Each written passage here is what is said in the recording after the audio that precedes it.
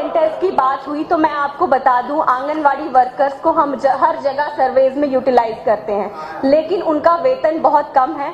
Sir, ये भी हमारी स्टेट गवर्नमेंट की तरफ से बढ़ाया जाना चाहिए। धन्यवाद स्पीकर साहब, आपने मुझे बोलने का अवसर दिया।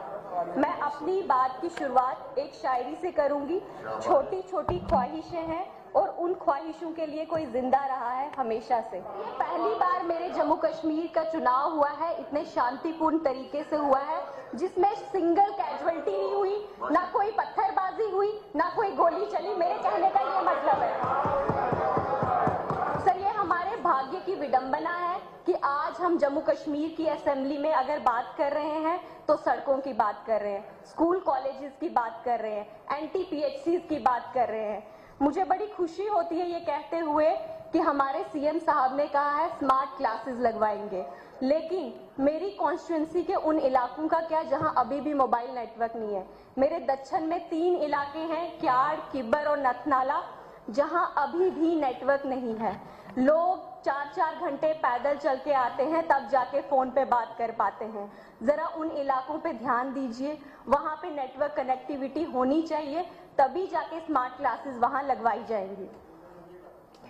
बड़े अफसोस की बात है सर, यहाँ पे कुछ लोग कहते हैं आप MLA बाहर से लेके आएंगे, लेकिन सर मेरे कुंतवाड़ा में 10 घंटे पैदल चलना पड़ता है। आप मुझे बताइए, आज यहाँ पे कहते हैं MLA बाहर से लेके आएंगे, हम सक्षम नहीं होंगे तब जाके बाहर से आएंगे। और ये बड़ा अफसोस है कि वहां से वहां के ही मिनिस्टर्स रहे जिन्होंने रोड नहीं बनने दी, जिन्होंने स्कूल्स नहीं बनने दिए। सर, आज भी कुंतवाड़ा में हाई सेकेंडरी स्कूल नहीं है।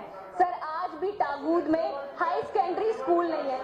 कुंतवाड़ा इंदरवाल में पड़ता था और सरूरी साहब मिनिस्टर थे। सर, यहाँ पे सुनील शर्मा जी पे बात आ रही है, लेकिन कुंतवाड़ा उस टाइम पे इंदरवाल में था।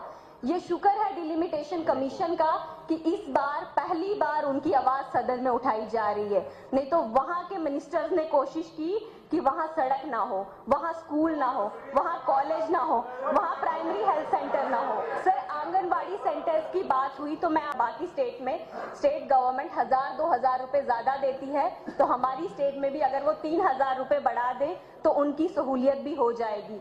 सर, आंगनवाड़ी सेंटर्स में एक और बात कहूंगी, हमारा पेरिफेरी जो है वो माउंटेनियस रीजन है।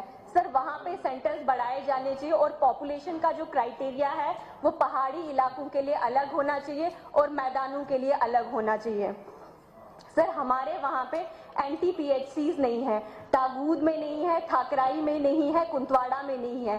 सर, मैंने मैडम मिनिस्टर से डिमांड भी की है कि वहां के इश्यूज को एड्रेस करते हुए, क्योंकि वहां की महिलाएं जो है मजबूर है सर, कई बार ऐसा होता है कि रास्ते में डिलीवरी हो जाती है और कई बार महिलाएं जो है वो उनको जान गंवानी पड़ती है।